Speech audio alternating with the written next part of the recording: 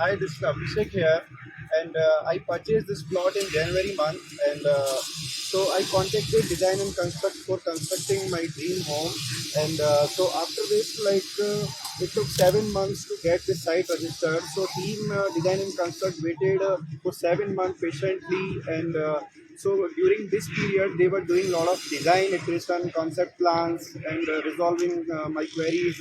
And we came up with this nice G+1 structure. And after this also, first they did putting in all. So process was really smooth. It took 6 months to get this structure ready.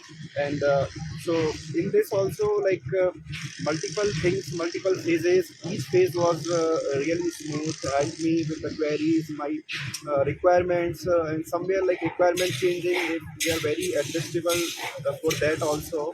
So I would highly recommend you to go with Design and Construct for constructing your dream home.